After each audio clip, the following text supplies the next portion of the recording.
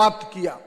आज बिहार हो या उत्तर प्रदेश हो, देश का उत्तर भारत का कोई भी राज्य हो, विकास के पटरी पर अगर आगे बढ़ रहा है तो इसका बड़ा देन कहीं ना कहीं भाजपा कार्यकर्ताओं को भी जाता है कि इन कार्यकर्ताओं ने अपने समय का संघर्ष किया और उस संघर्ष के बल पर आज देश में अपनी सरकार बनी। और एक बार नहीं, तीन बार अगर देश में भाजपा की सरकार बनी तो इसका श्रेय कार्यकर्ताओं को जाता है। मैं साथ ही साथ उत्तर प्रदेश के विकास में जिस प्रकार से काम हो रहा है, मैं माननीय मुख्यमंत्री जी को बहुत बहुत बधाई देता हूं कि जिस राज्य में बनारस से लेकर हम कह सकते हैं अयोध्या से लेकर और आज काशी की इस नगरी में भी, काशी के और मथुरा के इस नगरी में भी जिस प्रकार से सांस्कृतिक विरासत को आप आगे बढ़ा रहे हैं, निश्चित रूप से भारत का एक एक सनातनी व्यक्ति अपने आप में गर्व करता है कि ऐसी सरकार हमने बनाई है जो सनातन के परंपराओं को जीवित रखकर आगे बढ़ा रहा है। माननीय मुख्यमंत्री जी, आपने केवल सांस्कृतिक विरासत को ही नहीं, सांस्कृतिक राष्ट्रवाद की जड़ों को ही मजबूत नहीं किया है, आपने उत्तर प्रदेश में विकास की गाथाओं को भी आगे बढ़ाया है। आज उत्तर प्रदेश में एक्सप्रेसवे की चर्चा होती है, चाहे वो यमुना एक्सप्रेसवे हो, चाहे कई और अन्य एक्सप्रेसवे। ये दिखाता है कि उत्तर प्रदेश विकास के पटरी पे अब देश के उत्तम राज्यों में ही नहीं, विदेश में जो ऐसी सड़कें दिखती थी, आज उत्तर प्रदेश में भी वैसी सड़कें दिख रही हैं। ये एक बड़ा श्रेय एनडीए की सरकार को जाता है, नरेंद्र मोदी को जाता है और योगी आदित्यनाथ जी को जाता है। लेकिन मित्रों, हम लोग आज यहां पर उपस्थित हुए हैं। आज माननीय प्रधानमंत्री जी ने मन की बात में जिस प्रकार से एक एक व्यक्ति को, एक एक वर्ग को, एक एक क्षेत्र को छूने का काम करते हैं, आज हम लोगों ने उन्होंने बताया कि किस प्रकार से आज भी स्वच्छता का अभियान एक एक गांव में चल रहा है। लोगों के अंदर जो 2014 में उन्होंने जिसकी शुरुआत की थी, आज आम जनमानस के व्यवहार का विषय बन गया है। ये स्वच्छता क्रांति माननीय प्रधानमंत्री जी की जो देन है, उससे आज भारत का हर जनमानस जुड़ रहा है।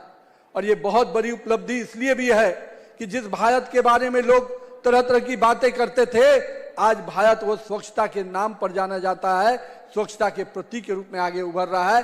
ये निश्चित रूप से माननीय प्रधानमंत्री नरेंद्र मोदी जी का देन है। माननीय प्रधानमंत्री जी ने हमेशा राज्य में, देश में विकास की योजनाओं को आगे बढ़ाने के लिए अंतिम व्यक्ति को विकास की योजनाओं से जोड़ने का हमेशा प्रयास किया।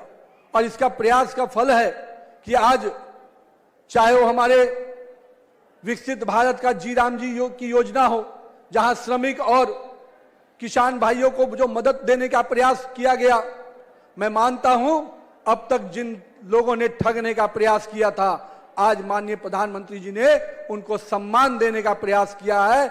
मैं मानता हूं कि 125 दिन की गारंटी देना निश्चित से श्रमिक भाइयों के सम्मान को बढ़ाने का काम किया है। मैं इसलिए आज माननीय प्रधानमंत्री जी को और केंद्र की सरकार को आभार व्यक्त करता हूं कि आपने एक एक वर्ग की चिंता की है। आपने अन्नदाता की भी चिंता की, आपने महिलाओं की भी चिंता की और स्टार्टअप जैसी योजनाओं से देश के युवाओं की भी आपने चिंता की है। और मैं युवाओं से कहूंगा कि आप आइए। माननीय प्रधानमंत्री जी हमेशा कहते हैं कि युवाओं को राजनीति में भागीदारी के लिए आगे आना चाहिए, तो आइए सकारात्मक राजनीति में हम भी आगे बढ़कर काम करें। माननीय प्रधानमंत्री जी कहते हैं कि अगर हम एक कदम चलेंगे तो देश 140 करोड़ कदम चलेगा और देश विकास की पटरी पे आगे बढ़ेगा। तो हम सभी युवाओं से भी आग्रह करेंगे कि इस उत्तर प्रदेश को विकसित उत्तर प्रदेश बनाने में योगी आदित्यनाथ जी काम कर रहे हैं, लेकिन हम यहाँ पर उपस्थित कार्यकर्ताओं को भी उनके साथ कदम से कदम मिलाकर चलना होगा, तभी उत्तर प्रदेश को हम विकसित उत्तर प्रदेश की श्रेणी में ले जाएंगे। लेकिन साथ ही साथ मित्रों, 2027 का भी समय आ रहा है और जो हमारे इस देश में एक ऐसी ताकतें भी काम कर रही हैं जो हमेशा इस देश को बांटने में, काटने में और विश्वास करती हैं, इस देश के संविधान को अपमानित करने में विश्वास करती हैं। हमें उन ताकतों से भी लड़ना है।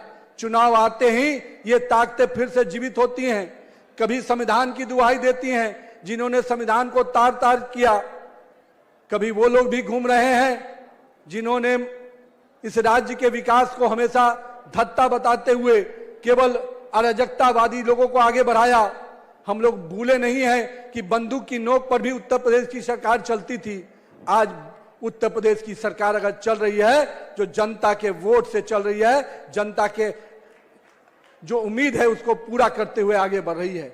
मैं इसलिए कहूंगा मेरे कार्यकर्ता भाइयों, 2027 के चुनाव की दृष्टि से भी आप सब कोई कमर कस लीजिए, क्योंकि उत्तर प्रदेश जिस प्रकार से विकास की पटरी पर तेजी से आगे बढ़ रहा है, कुछ लोगों को पसंद नहीं आ रहा है।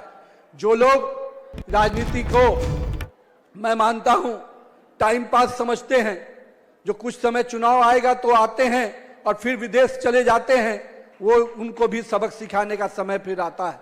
इसलिए 2027 के चुनाव के दृष्टि से भी मैं कार्यकर्ताओं से आग्रह करूंगा, अपने बूथ को मजबूत कीजिए। आज मन की बात हम लोगों ने सुनी है, अब अगले फरवरी महीने में भी हर बूथ पर हम मन की बात को सुनेंगे और माननीय प्रधानमंत्री जी का जो देश और दुनिया को जो निर्देश रहता है उसके साथ साथ हम अपने बूथ को भी मजबूत करेंगे।